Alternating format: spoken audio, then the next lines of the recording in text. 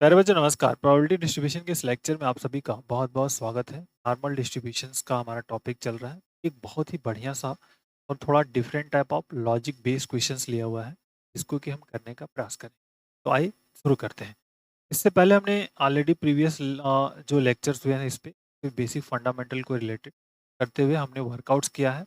Normal से standard normal में convert करके फिर कैसे हम क्वेश्चन सॉल्व करते हैं, हर एक पॉइंट को डिटेल में डिस्कस किया हुआ है। तो आइए इस क्वेश्चन पे फोकस आउट करते हैं। वीडियो हेल्पफुल हो तो प्लीज़ अपने दोस्तों में शेयर कर दीजिएगा एंड फर्स्ट टाइम विजिट कर रहे हो तो चैनल को जरूर सब्सक्राइब करिएगा।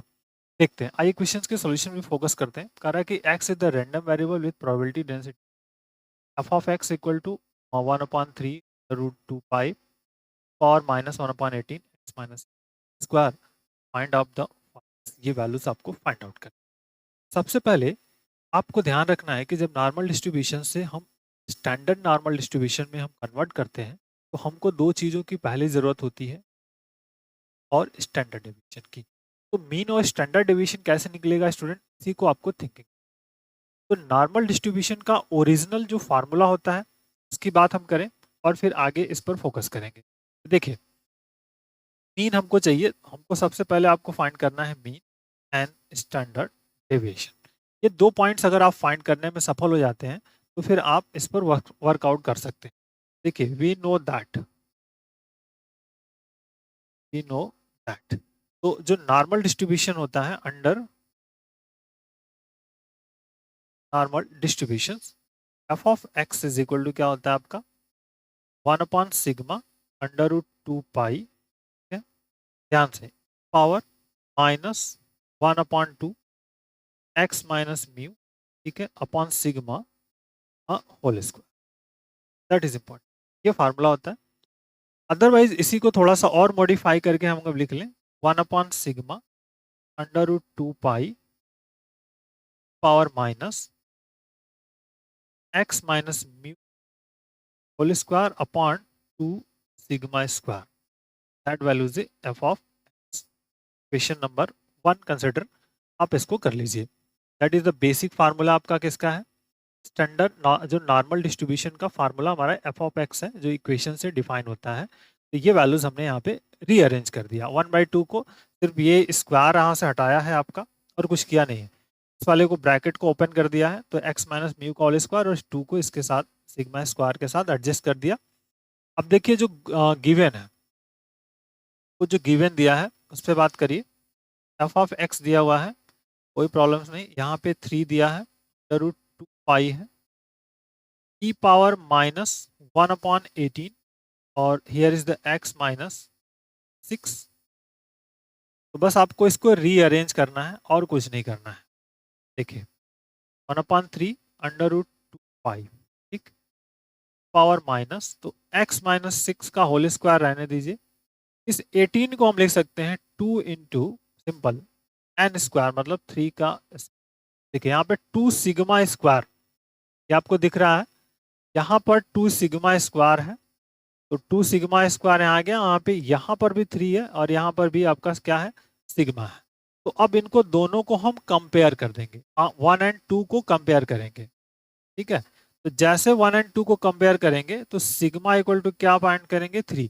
यहाँ क्या है, एक्स माइनस म्यू का होल स्क्वायर। तो देखिए यहाँ पे क्या है, एक्स माइनस 6 मतलब म्यू की वैल्यू कितनी हो जाएगी, 6 हो जाएगी। तो ये जो आपका स्टैंडर्ड डेविएशन और आपका जो मीन है दोनों हम कंपेयर करके फाइंड आउट कर लें। तो दोनों को कंपेयर करके हमने फाइंड आउट कर लिया।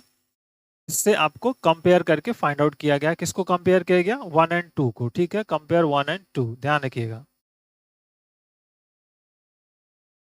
कंपेयरिंग 1 एंड, ठीक।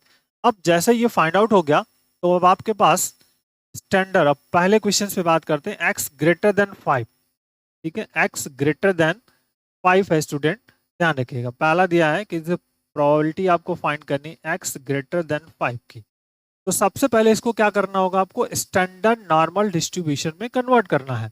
तो सिंपल इसको कन्वर्ट करेंगे आप, convert to standard normal distribution.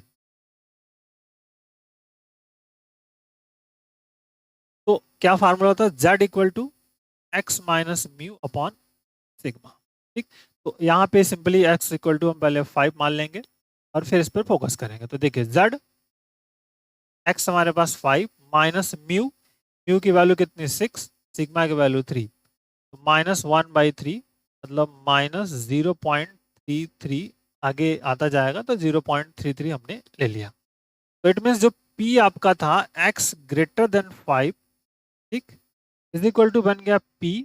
अब ध्यान say that is here point, यहाँ पे क्या हो जाएगा आपका जो आपका इस कन्वर्ट हुआ z कितना हुआ, ग्रेटर देन 0.33, बट यहाँ पे माइनस है। समझ में आई बात, ये माइनस के साथ 0.33 पर कन्वर्जन हो गया आपका z का, इस पॉइंट का z का। ठीक है, दैट इज इंपॉर्टेंट।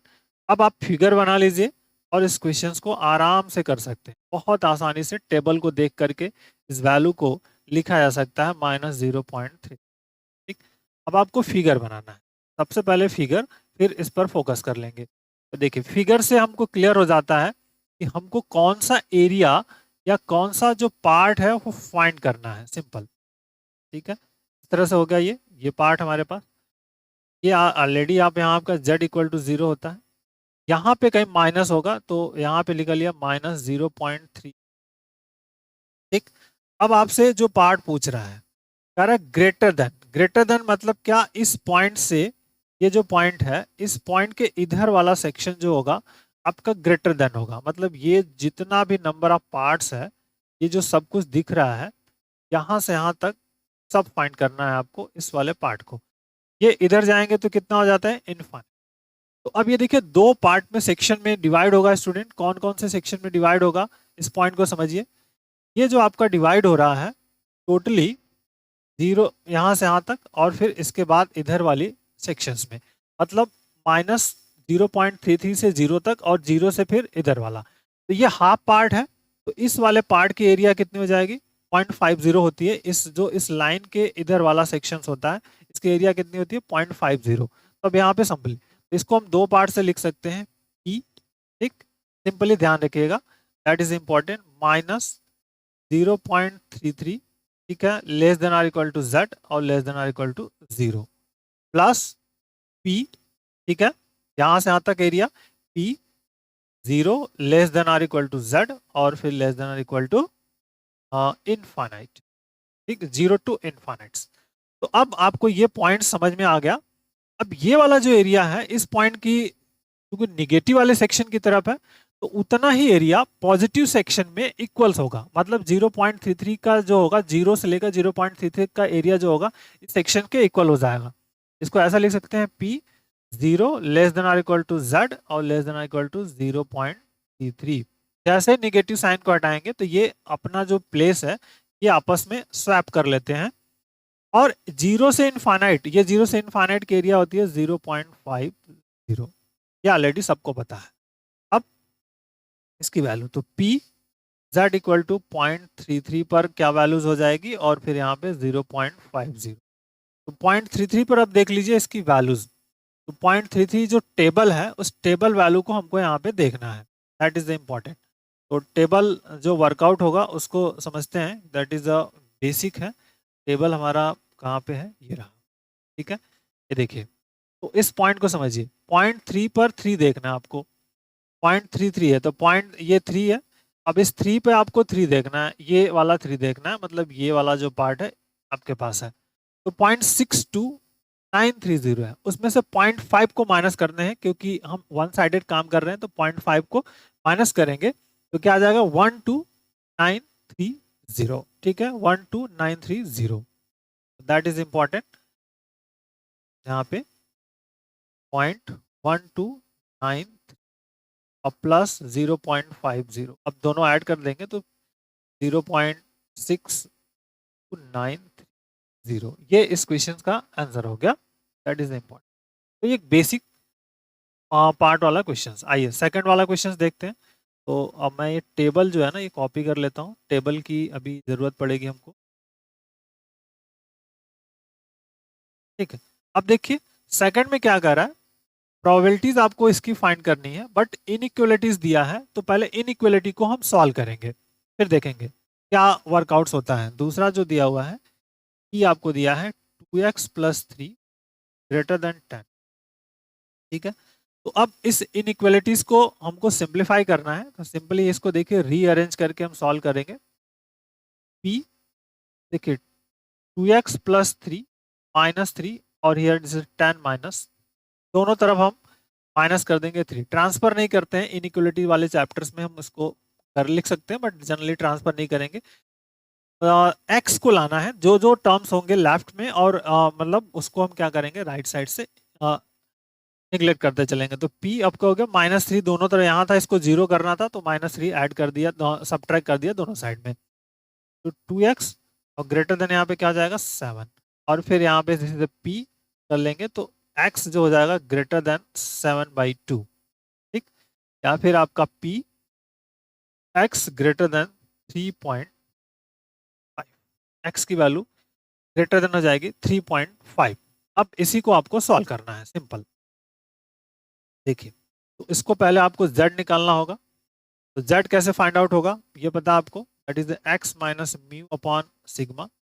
x हो गया आपका 3.5, म्यू आपके पास 6 है और सिग्मा की वैल्यू है 3, तो दैट इज -2.5 और डिवाइडेड बाई, तो दैट वैल्यू इज हियर -0.83 और फिर इसी तरह 833 आएगा, तो 833 हो जाएगा z की वैल्यूज। ठीक, दैट इज द, तो p जो है x ग्रेटर देन 3.5 जो हुआ ये कन्वर्ट हो गया p, यहाँ पे z और ग्रेटर देन क्या हो जाएगा 0.83, बट क्या माइनस, यहाँ पे ग्रेटर देन, तो ये ग्रेटर देन तो इधर वाला भी आपका ग्रेटर देन हो जाएगा -0.83। अब आपको इसको फिगर में ढूंढना है, फिगर बनाना है और देखना है कि जो वैल्यू है ग्रेटर देन वाली वो सेंस कहाँ बन रही है, दैट इज द इम्पोर्टेंट।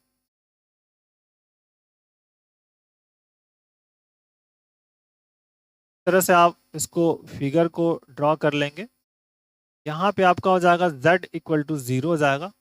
देखिए यहाँ पर आपका आ जाएगा -0.83।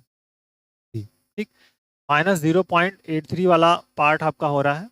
अब आपसे पूछ रहा है ग्रेटर देन, तो ग्रेटर देन का सेक्शन का क्या मतलब है स्टूडेंट, इस पॉइंट के इधर वाला जो पोर्शन है ग्रेटर देन है, तो मतलब ये जो टोटल पोर्शंस है ये वाले पार्ट, ये आपको एरिया में फाइंड करना।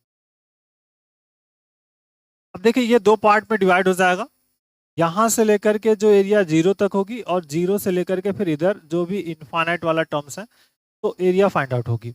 और ये वाली एरिया आप जानते हो कितना होता है, ये इस वाले पार्ट की अगर हम बात करें तो सिंपली होता है 0.50।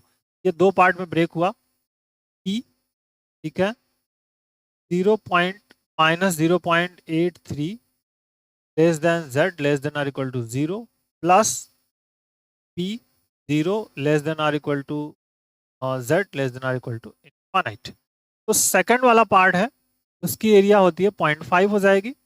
फर्स्ट वाले को आप ऐसे ले सकते हो p 0 less than z less than or equal to 0.83, क्योंकि एरिया बराबर होती है, और फिर यहाँ पे 0.50। ठीक, इस वाले पार्ट की एरिया जो होगी सेकंड, अगर ये ए बात करते हैं, अगर ये आपका A2 है और ये A1 है तो A1 की जो एरिया होती है वो कितनी होगी 0.5 के इक्वल्स हो जाएगी। ठीक है, A1 वाला पार्ट 0.50।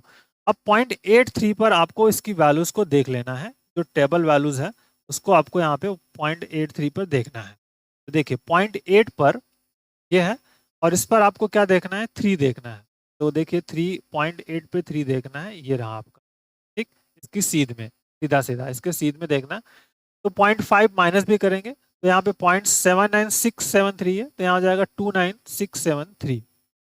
यहाँ पे आपका आ जाएगा सिंपली 0.29673 और प्लस 0.50, इसको फिर से कर लिया तो 0.7967, जो कि आंसर हो जाएगा इस वाले क्वेश्चंस का पार्ट का। तो एक बेसिक और फंडामेंटल पार्ट। अब जो थर्ड वाला दिया है, इसमें जो थर्ड वाला सेशन हमने इंक्लूड किया हुआ है, तो इस थर्ड वाले सेशंस को आपको होमवर्क में रखना है और इसका आंसर मुझे कमेंट बॉक्स में बताना है। इसी तरह से प्रैक्टिस सेक्शन में आप इसको लेकर के होमवर्क करिए कि p जो x लेस देन 7 के लिए क्या हमको प्रोबेबिलिटी डिस्ट्रीब्यूशन जो प्रोबेबिलिटी है वो क्या फाइंड आउट होगा, ये आपको यहाँ पर मुझे बताना है। ठीक है, आई थिंक आपको ये टोटल पॉइंट ऑफ क्वेश्चन समझ में आ गया होगा कि हम कैसे इस तरह के क्वेश्चन हैंडल करें। Take care, thank you, bye.